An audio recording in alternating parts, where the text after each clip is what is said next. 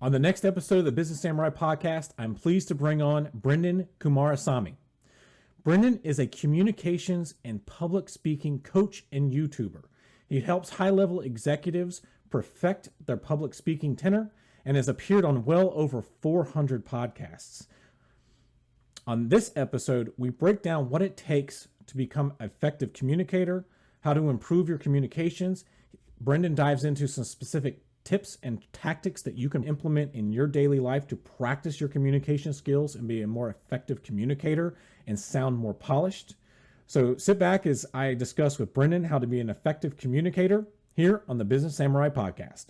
Do you enjoy talking business? Do you enjoy reading about business? Do you geek out over the entrepreneurial journey? If so, then you are in the right spot. The Business Samurai Podcast brings you the stories told by the people themselves. You'll be immersed in a wide variety of industries, from venture capital to gourmet popcorn, learning how to be a better leader or the personalities behind solving the broadband crisis. At the Business Samurai, we believe it takes a wide variety of skill sets and experiences to be successful in business and life. Our aim is to not only entertain, but educate, for you to recognize how successful tactics and motivations in one industry can help propel you forward in your own unique business. Sit back, enjoy, and welcome to the Business Samurai Podcast. I am your host, John Barkley. So, Brendan, to start out the conversation, I had a whole bunch of listed questions and things of this that are very serious. But you know what? I said, forget the serious. You've done over 400 podcasts. I don't know how much new unearthing of things that I may get, but I wanted to start out with something that was fun and poking fun at myself. Why the hell do I not like listening to the sound of my own voice if I'm reviewing or editing podcasts or other video and just trying to get better? I despise it. I absolutely despise doing it after umpteen million times. What's the deal with that? I've wondered the same thing when I started recording myself speak, John, probably like 7 years ago. And I just find that we're always our hardest critic. We always criticize our own voice more than other people. That's why it's so important to have accountability. It's important for somebody else to go, yeah, John, by the way, you have a really nice voice, versus you going, I have a really nice voice. So I don't think there's like a way around it. I've just found over time, I actually call this the gag test, more on video than audio, John, in the sense that if you can watch yourself speak for longer than 20 minutes without barfing, you're probably a good speaker, which is the case with you, by the way. So there you go. No, well, I appreciate that. We'll put that to the test. I'll put that to the test later on when I go edit. But jumping into, at what point did you realize or get into, I needed to improve my communication, I needed to get into public speaking, and I knew that, in speaking for you now, that you would propel yourself further in your career because of that? Yeah, honestly, man, it wasn't as intentional as I preach to my clients now. What happened essentially was when I was in university, I went to business school. My goal was to become a management consultant. I wasn't looking to be a coach or an entrepreneur or start a YouTube channel. I wanted to work at McKinsey or IBM and just have a nice high-paying job and be successful. Because my parents were factory workers, so I saw education as my way out. That's why I started doing these case competitions, which are essentially presentations for nerds, like professional sports for nerds, rather.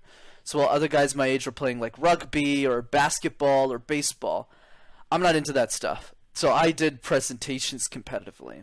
That's how I learned how to speak. So it wasn't like I was sitting there and saying, if I worked on my communication skills, I could propel my career. No, it was more about I'm just cutthroat competitive, and I wanted to win these competitions, and I was losing them. And I was noticing that the best teams were just really good at communication. So I said I need to get better at this. But then I later found out that it's an amplifier of everything. You said those were called case presentations? Or yeah, case competitions. You got it. I've never heard of that before. Is that like a regional thing? Is that where do you go find that out? The only thing I'm familiar when it comes to getting better at communicating and public speaking in general is Toastmasters. That is the only organization. I think that's what everybody goes to as default. Where do you go find more about the case presentations? Yeah, absolutely. And by the way, that's normal that you don't know much about it, John. It's a very, very small community. So it's really only for business students in college and university who are either doing their Ah, bachelor's in business school or their MBA in business school. That's the only community that even knows remotely what a case competition is. But essentially what it is think of it like talent scouting for sports. So let's take a popular sport like basketball. So what happens in the NBA? Talent scouts across all of the franchise teams. They go out to high schools, they go out to colleges to see where the best students in the country, the best players, and then they draft them to the NBA. They keep an eye on them, right?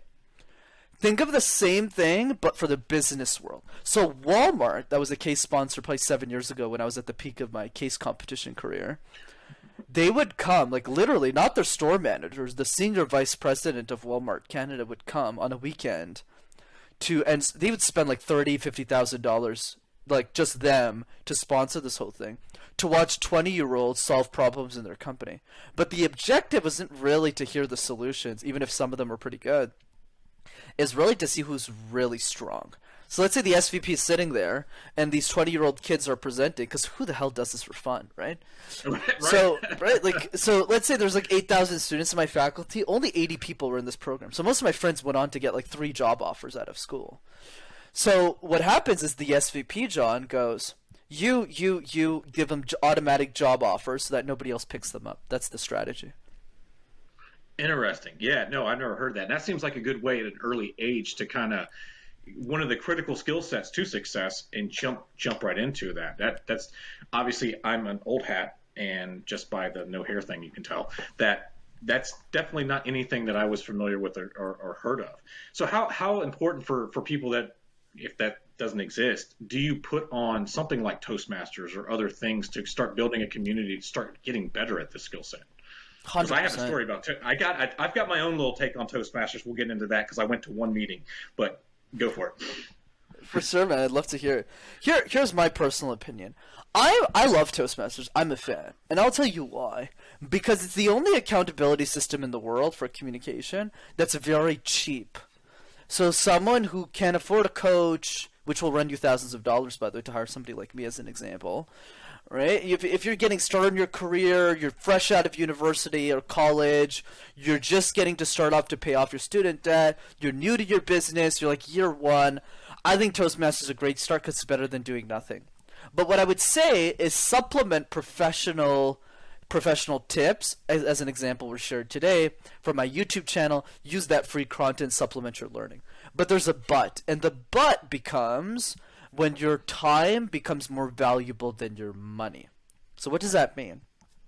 Eventually in your career, as you progress, let's say to Toastmasters, and more specifically in the corporate ladder of your business, let's say you do more than 100,000 either in your business or your career, what starts to happen now, John, is your time becomes way more valuable because your hourly rate goes up. So now at that point I have different advice, which is don't waste your time in Toastmasters because it'll take you months, years to get better. And the best communicators in a Toastmasters club will never stay in a club, and the feedback is very overly positive. Whereas when you hire a coach, let's say somebody like me as an example, I'm a lot more hardcore. So if you're spending a few thousand, it's like, no, we need to get results in 3 weeks or I'll fire you. So it's a lot more intense, but you get the result a lot faster, so you're not wasting time. Gotcha. And that definitely makes sense on the time thing. The thing that got me when I went to one Toastmasters meeting, it was, local. There wasn't that many people there, but as I started digging into it, we did the table talk drill, which is very similar to yours. Throw out a keyword and go talk. And my first one, I jumped up there, I did it as well, because whoever was supposed to present, they weren't. When I said, okay, this was kind of cool, let me look into it some more before I committed to them, it was the situation of they were very focused on having you memorize presentations, and they were very much different ones going on. It wasn't like you were building your talk and you were getting better at your talk. It was like, you're going to do this topic, you got to memorize it in a week or two, then you're going to switch, and then you're going to switch. And I went, hold on a second. I don't have time, going back to your time point, to start memorizing all these different kind of speeches. I want to get a good one going. And that was the thing that kind of brought me back down and said, all right, this was cool, but not cool enough for me to want to be in memorization. This isn't a TEDx talk. They're the only group I know that actually make you memorize your speeches. I love that experience. Yeah, thanks for sharing that. Toastmaster definitely has its flaws, John. But I would say in general, if you're someone who's getting started, it makes sense. But if you get to a point in your career where you just have a good amount of money, I would just say hire somebody, save time. No, definitely makes sense. So getting into the fear of this, because this obviously ranks up there as a major fear with public speaking. But with everybody and their brother doing TikTok dancing, ranting and raving on Instagram videos, and all this kind of stuff. Oh, okay, you. what? Why is everybody that does all that? If you said, "Hey, why don't you go give a 15 or 20-minute talk in front of the company, or go present at this thing," all of a sudden go, "I can't do that," even though they're shaking their butt on TikTok. I mean, I feel like there's a disconnect there. So what's That's the fear funny. of public speaking? Here's what I would say, John. The reason we're scared of communication is actually really simple if you think about it. Where do we learn how to speak? The answer is the education system. Regardless of where you're from, regardless of where you live, elementary school and high school is where you learn how to speak. That's where you give your first official presentations. But here's the problem with these official presentations. Threefold. Number one, all of them are mandatory. We don't wake up one morning and say, "Hey, John, you want to get breakfast and present all day?" Says nobody ever. So that's problem number one. Problem number two is all of the presentations are different, John. They're different. So it's never, what are you passionate about? Are you passionate about business? Are you passionate about management consulting? Are you passionate about business? No, you got to talk about Shakespearean poetry. You got to talk about all of these random things. So it's not really exciting for the kids. Number three, the worst one.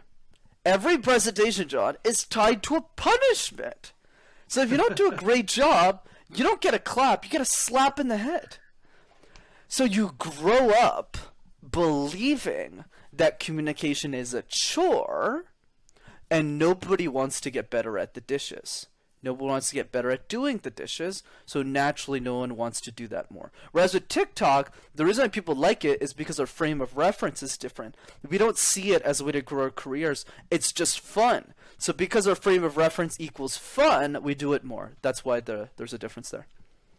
Do you think there is also something with standing in front of a group that you're getting kind of that real-time feedback and you can see the expression on their faces versus just posting a video online and walking away and going back, "Oh, hey, people like this," or some random bozo put a trolling comment on my thing? Do you think that comes into play a little bit as well?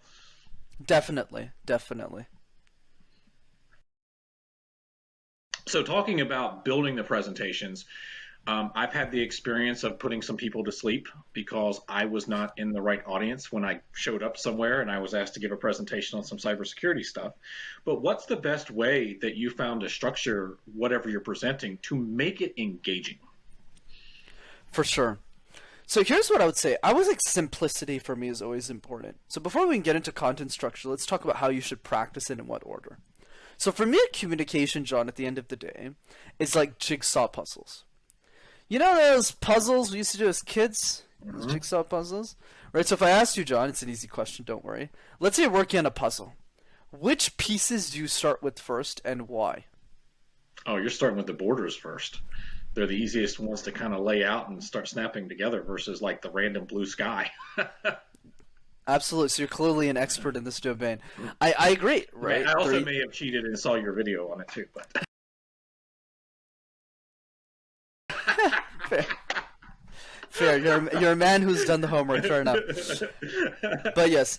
So you're absolutely right. How I do it. Yeah, there you go. So here's the punchline. That makes sense, but we don't do that in communication. In communication, we do the opposite. Let's say in a presentation, I just noticed from your shirt, you're of a management consulting firm yourself. So what are you doing normally? Not you, but just in general. We're shoving a bunch of content, data points, slides, content. We get to the presentation, and what do? We ramble throughout the whole thing. And then the last slide sounds something like this. Yeah, so thanks. Not the right way to approach it. So instead what you want to do is practice with the borders in mind. Start with the edges first. Practice the introduction of your speech 50 times. Do it until it's perfect. Don't even worry about the rest of the presentation and making it engaging. Just the first 50 times.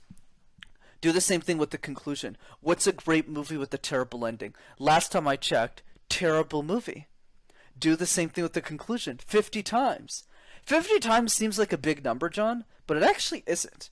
Because your intro is like a minute or two. So it'll take you like 45 minutes to an hour to do this 50 times. And then tackle the middle. The reason that I'm able to answer questions so fluidly on a podcast, John, is not because I'm special. It's because when you get asked the same question 400 times, you're able to develop a better version for the answer. It's just most of us aren't willing to go through that monotonous repetition to serve more lives and to impact more people. And that goes back to some other people that I kind of follow to try to get better. It's like you got to do the boring stuff, repeatedly do the boring stuff, and then it's just right off the top of your head. What are your thoughts on using things like props or stuff like that to try to get some feedback as you're giving a presentation along? Because again, go back to I was in a wrong audience. I'll ask that question later when I showed up, and literally the guy was back with his head back and putting to sleep, and I wanted to like slam something on the desk just to, hey, wake up. I want to see that you're engaged. So what do you do to encourage anything like props or anything like that? For sure, man. My perspective is never yes or no, because sometimes props work, sometimes they don't. Let's say you're talking to a bunch of bankers on Wall Street, financial services. Maybe it doesn't make sense to bring like a plushie or something, throw it at them. But I think the key here is it's a principle. So what's the principle? What is the one idea that you want to share with them, and how do you get them to take action on it? And then the other piece, which is your content side, is what are the tools in your toolbox that you're going to test and try until you figure out what works, what is the most engaging. Let me use myself as an example since I know my topic best. At the end of the day, on this podcast, John, like every other show I do, I only have one goal. And that goal is to convince somebody who's listening to this podcast that they can be an exceptional communicator too. So how does my goal, which I just gave away, influence every part of the message? Well, for one, I don't use very technical terms. I don't say glossophobia, which is, by the way, the medical term for the fear of communication. I don't talk about it. You don't see me mentioning the word glossophobia once on my Master Talk YouTube channel. Not even once. Right? That's twice here, though. Right, that's twice here. Fair enough, touche. But the other piece is, what story can I tell to really get people excited? So I'll try 17 different things. Kind of like a stand-up comedian. We'll try 17 different jokes. 2 of them are funny, and that's what goes in the Netflix special. Same thing with communication. But I found through years of doing this that the one story that always works all the time is the one about me speaking in a second language my whole life, which is true. I grew up in Montreal. Montreal, you need to know how to speak French. I grew up in a French education system. So not only was I scared of presenting, I had to present in a second language. The reason that's so engaging is because most of my audience, especially most of the people I end up working with, English is never the first language. They always have a South Asian background, an Asian background, an immigrant background. So for them, when they hear that story, it resonates. So they go, well, if Brendan can do it, I can do it too. But the key to your question, John, is you need to be willing to try 17 different things to keep your audience engaged, to figure out what is the 1 or 2 strategies that works for you. And then the last piece on that is the biggest mistake most of us make is we don't razor focus on one topic. We try and be half in on 17 topics. That's why we lose. What about you talking about having the storytelling and making that engaging? One of the things that I had heard was you don't want to overwhelm an audience with like 100% new info, that you want to bake in a little bit of things that, like you said, they can relate to, but you're sprinkling in your ideas, your perspective on things. How do you find a balance with that as you're creating a presentation? 100%, John. So it always goes back on what the goal is, but let's say in the context of the work that I do. I'm strategic before I even jump on a podcast, before I even get on a presentation. Literally, let me explain in as granular details what I do. So as you can tell from the channel, there's hundreds of videos. I could talk about anything on a podcast, right? There's like millions of tips at this point. But what I need to do is a key word here, and the key word is prioritization. How do I prioritize the Rolodex of knowledge that I have in communication in a way that convinces people that they can A, master it, and 2, that it's really easy? So I'm going to specifically choose knowledge sets in my content that will achieve that goal. So for example, you won't hear me on a podcast talking about my advanced strategies on vocal tonality. And the reason is because I know nobody's going to implement it.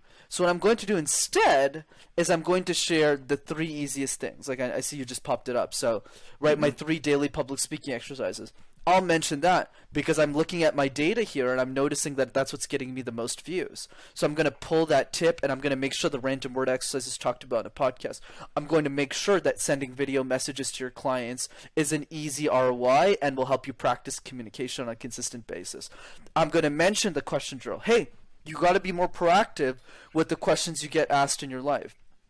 So it's about strategically choosing the knowledge that you feel is super easy to implement, that is a no-brainer for people to take away, and deciding that in advance when you jump into the presentation.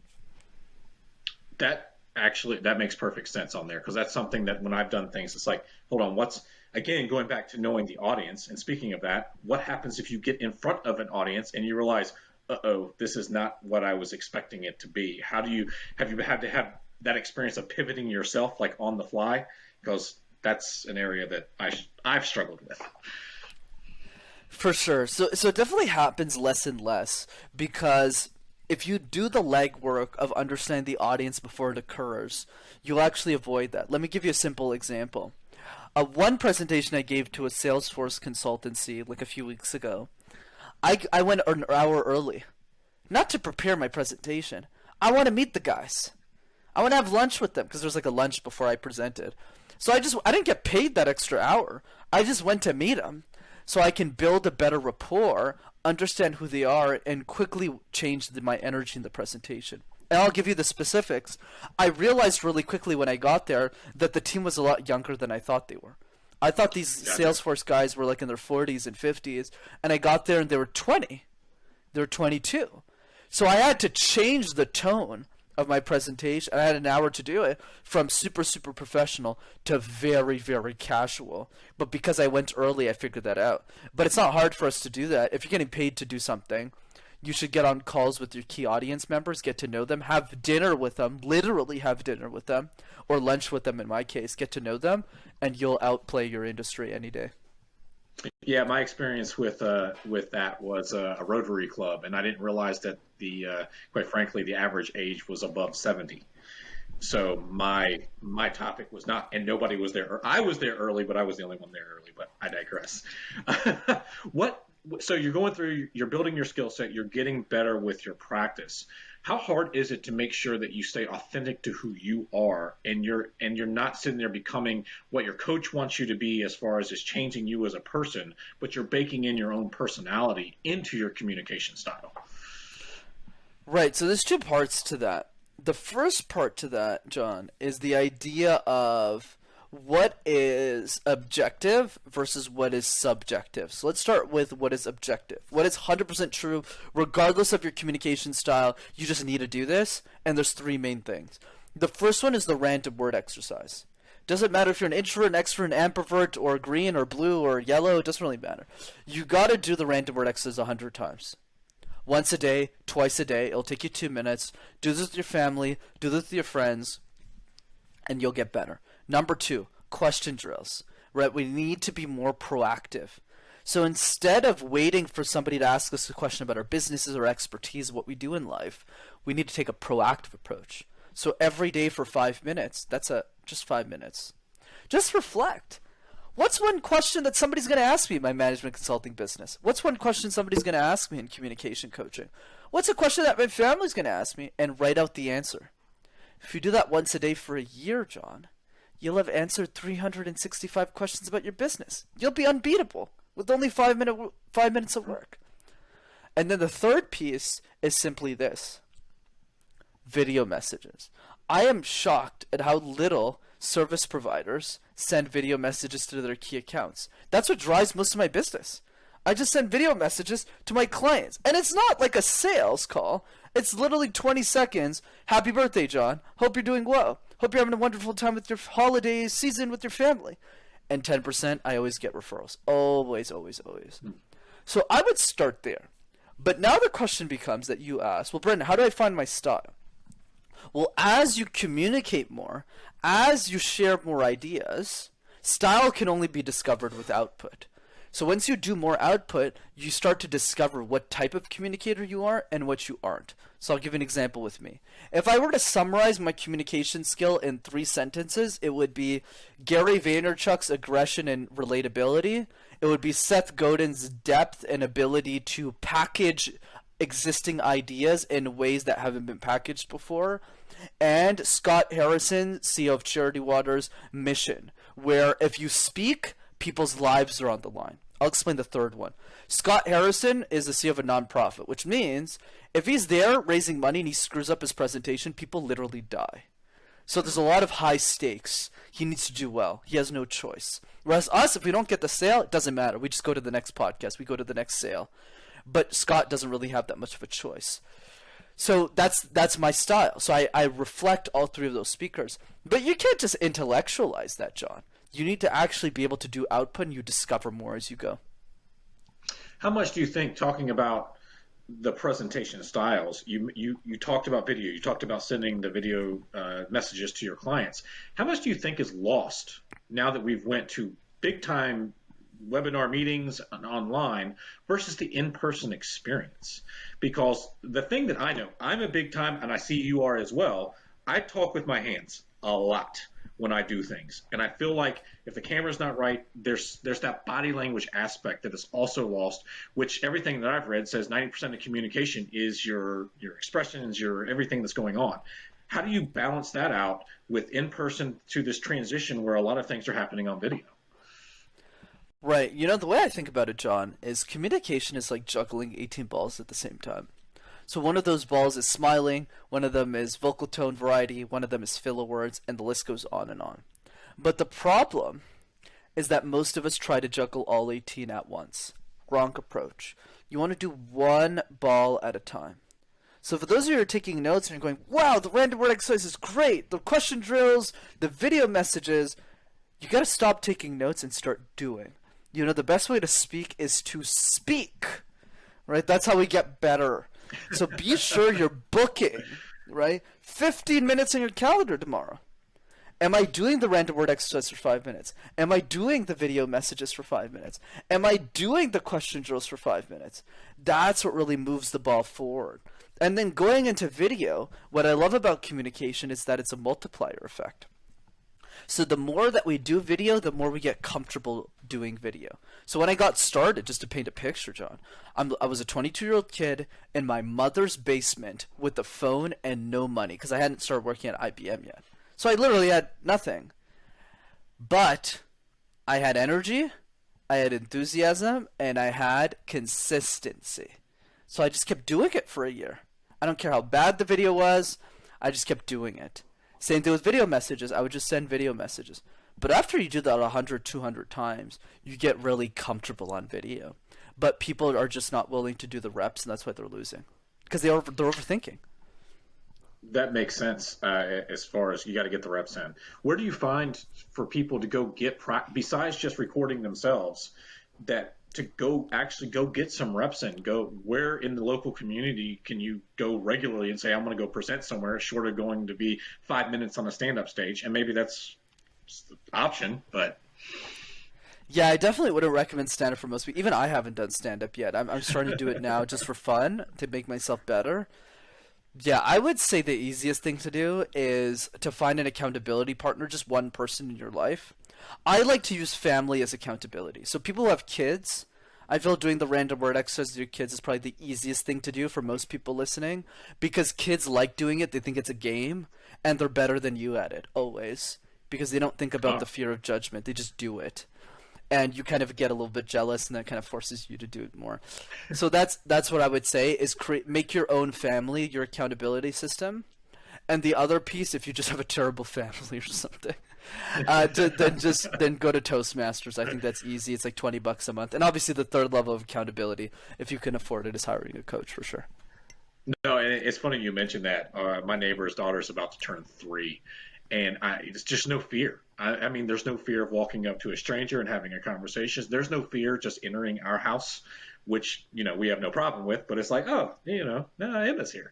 And just ordering you around. They will tell you the truth. I have definitely learned that, not having any kids, but having been around her quite a bit over the past year.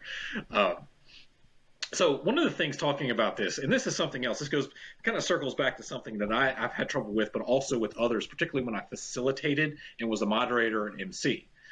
Man, if you're live, man, people, you got to nail it the first time. You're good to go. But if you're pre-recording something, I have had some very, very painful experiences with, okay, we're on take 57 now because you're pre-messaged, you got a presentation and everything, they just can't give it. What is the difference in how to improve you're good to go live, but man, it hit that record button and 3 hours later, your 10-minute presentation, you still haven't got it in the can. Right. So let's start with the basics. Is what do we do before that camera turns on? That's really what I'm calling into question. What are we actually doing before that camera goes live? So let me give you an example with me, with my YouTube videos, because I think it's relatable. Is my videos are scripted word for word.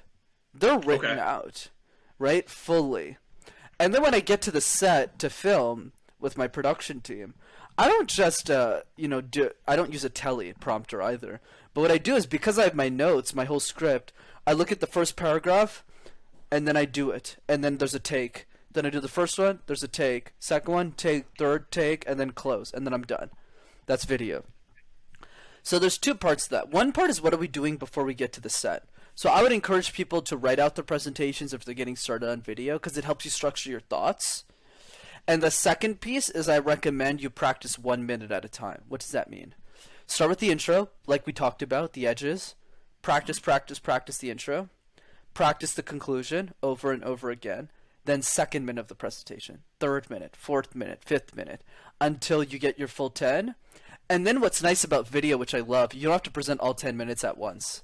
You don't have to one take the video. You just have to present the first 2 minutes, and then you pause. Next 2 minutes, then you pause. Next 2 minutes, then you pause, and then you're done. So that's the way you got to do it. But I think the most important tip in everything I've shared, John, is you got to write it out, especially on video, because or else you're going to go all over the place and you'll keep taking and retaking. Yeah, one of the things I know I personally did was I've always been a fan more of the bullet points. I've never done the times that I've done the fully scripted out thing. I fell into the trouble of sounding like I'm reading from a script versus doing what you said. Hey, I've got the beginning at the end, practice that, and you kind of fill in. So that was kind of what I had fell back to, particularly if it was an area that you're very comfortable with. Obviously, like you with communication, you could probably just kind of run with a bunch of things. Well, speaking of how big of a deal is it with filler words and things of that nature? Because I started eliminating those. And I know some of the random word exercises, I know when I did that with Toastmasters, the whole point of that was somebody was counting your filler words. And I've seen some really, really, really bad presentations or people that are very smart, and to the point where I stopped what I was doing and listened to the conference room going, that's awful. And everybody's eyes were glazed over.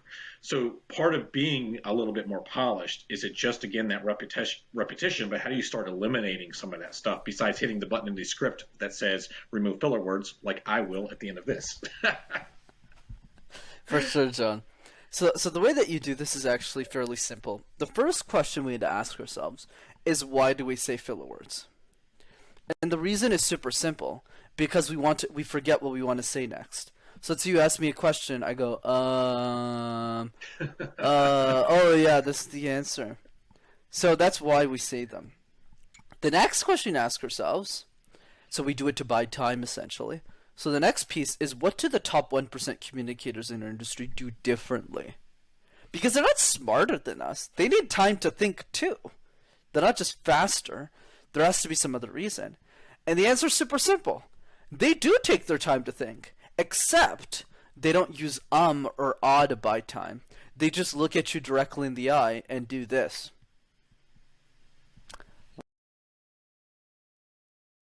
Well, John, they pause. They actually just replace their filler word with nothing. And here's the secret that the best communicators on the planet never tell you, John, is that we can pause forever without ever making it feel awkward at all. So now the question becomes, how do you practice this?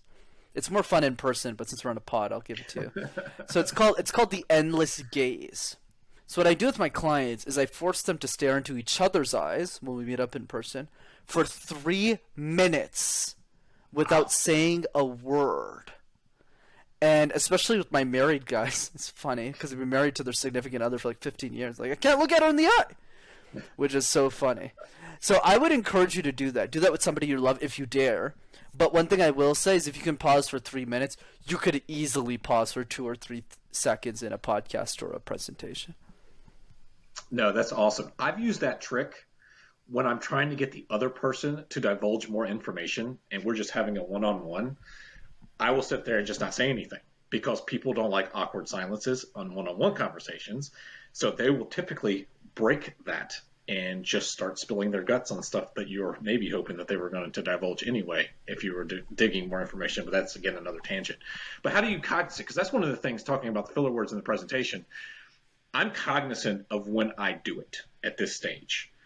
I have not eliminated. I don't know that anybody necessarily really can fully eliminate it from, you've done 400 of these. I would imagine at some point you've done it, maybe not.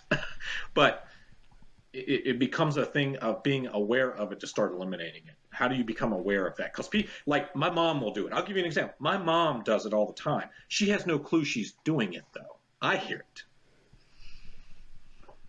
Right, so the awareness starts by just acknowledging it, right? So it starts with the question, how would my life change if I was an exceptional communicator? So we need to want that goal for ourselves. Because every goal, and that's the missing link, John, every goal that we have in our life is linked to communication. It doesn't matter if it's financial, health-related, relationship-related. If we want an amazing relationship with our spouse, communication plays a significant role in that. If we want a great health, we need to be able to communicate our family's expectations. Hey, I can't eat fried food for dinner. Hey, I need to talk with my personal trainer. They need to know my allergies. They need to know my diet constraints. You need to be able to communicate. If you want to become a massive CEO of a company, you need to communicate like one. Because you're going to be managing hundreds of employees, or if you're a vice president at a company, tens of employees, and you have to lead them with communication. So we need to start the conversation there. Do we even want to get better? There needs to be a reason internally within us. That's one part. The other part is the awareness is simple. Somebody else has to tell you. And it doesn't need to be a coach always. You need to go up to the person. I think you said it was your mom or your grandmother. I don't remember which one. It was my mom, yeah. Your mom. You have to go up to your mom and say, yo, like you're saying filler words. And she'll give you 1 or 2 responses. Either she'll say, who cares? And that's fine because most people don't care about getting better at it. No offense to your mom, obviously. And then, or the second response, which is equally great, is, "Oh, John, nobody told me. Thanks for telling me. I'll work on it. What do I do?" And then you go do what Brendan told you to do on the podcast, and then you just do that. So yeah, it will definitely be the first answer with her. There you go, and that's fine, right? I've got pretty much two things I want to talk about left. We live in pretty much a pretty polarized society, and I listened to one of your presentations where you talked about being open to new perspectives, particularly you're meeting new people and you're trying to engage in a conversation or giving a presentation, again, going back to maybe it's not exactly the ideal audience or it's a different audience than what you typically do, but you may get resistance. How do you not turn those types of efforts into combative experiences if you start recognizing that you're getting pushback to either stop, press forward, or shift gears? Great question, John. So it starts with the relationships we actually care about first. So we need to start there. I would argue we shouldn't start with the worst client in our business, which is a different story for another. You should just fire that person. But I would say the key is more, it begins with, what is the relationship that we want to work on the most? Let me give you a personal example. Me and my mom used to fight all the time, right? She was born and raised in a country called Sri Lanka, which is south of India. And when she came here, she has a different set of values than I do. And by values, I mean cultural differences.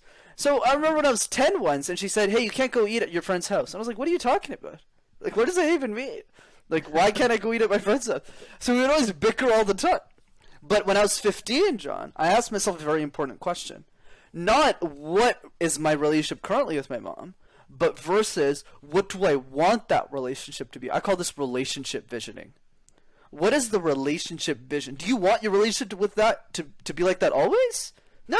I want it to be peaceful. So now, because I want that relationship to be better, because I have the incentive for it. So start where you are. Don't start with the people you don't like. Start with the people you actually do like, and repair those first. So I sat her down one day and I just asked herself the question that very few Indian sons ask their mothers, which is, Mom, why? Why does it bother you? Instead of just yelling at her and saying, Mom, I'm going to go eat there regardless of what you say. I just sat her down once and I was like, so Mom, what's up? And I just listened to her for 30 minutes and I realized that her justification made perfect sense. And the reason was super simple. When she was in Sri Lanka, there was a massive civil war.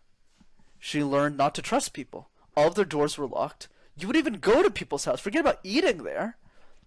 So I listened to her for 30 minutes, and I just said something really simple. After listening, Mom, we don't live there anymore. We live in Canada now. You don't have that problem anymore. And then she just looked at me and said, okay. And then I got to eat at my friend's house. So what's the point that I want to drive at this stupid example is there are relationships in our life that we do care about, but we're not actually investing. We're not holding ourselves accountable to this. And I'm not saying I'm perfect, John. I'm a workaholic. I love working. I should be spending more time with my mom. That's why I live with her, by the way, so I can see her every day. But the point that I'm driving here is there's areas of improvement for all of us. So start with those relationships first. Don't even worry about the Democrat if you're a Republican or the Republican if you're a Democrat. Don't even worry about that. Start with the relationships you actually care about improving. Focus on those, and that will give you the warm-up exercise to deal with everyone else in the world. Awesome. No, it makes sense, and that's just something that you see all the time because there's people you're talking cancel culture, you're talking just am I going to say something you're going to say is going to piss somebody else off, and it's just being able to navigate it, avoid it, just ignore it and move on with life. That's kind of mine. But wrap up with this. Do you have like your greatest success story with a client where somebody was just petrified, they jumped at their own reflection in the mirror to now just being a masterful presenter, keynote speaker, and just tons of success? Do you got like that key example?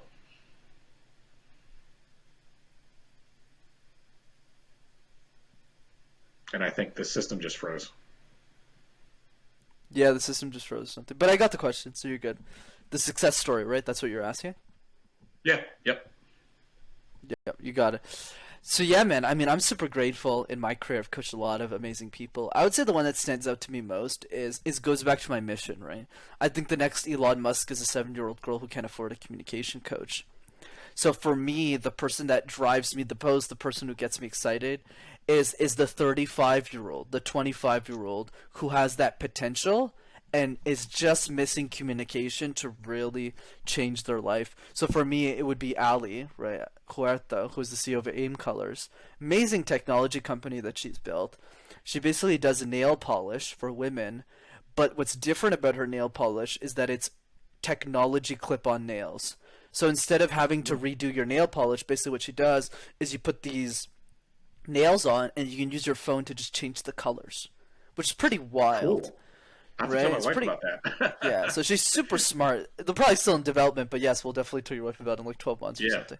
But the idea is, so she's super smart, right? PhD in organic chemistry, like super deep tech, very, very bright, but nervous to communicate her ideas to when she's raising money from investors, all that stuff. So making her an exceptional communicator is like such a gift for me. Because one day she's just like, I don't know if I could do this communication thing, and another day she's speaking on a stage at Collision Toronto, which is a massive startup competition and conference, and she made top 12, and she's the most early stage company out of the 12. Most of those guys already raised millions of dollars. So seeing that transformation is what really makes me wake up every day and serve also the people who can't afford me, right, through Master Talk, the YouTube channel. So it's awesome. No, that's awesome. Man, I really appreciate the time. What's the best way for people to reach out? Obviously, you got the YouTube channel. I have all the links in the show notes, but if somebody wants to hit you up directly. For sure, John. Such a pleasure, man. Thanks for having me on. So two easy ways to keep in touch. The first one is definitely the YouTube channel, Master Talk. And the second way is I do a free live workshop that's interactive over Zoom on communication. I do that every 3 weeks. It's fun, it's live, it's interactive, it's not boring, and I facilitate it. So if you want to come to that, you can register for it at rockstarcommunicator.com. Awesome. Brendan, appreciate it. Likewise, brother.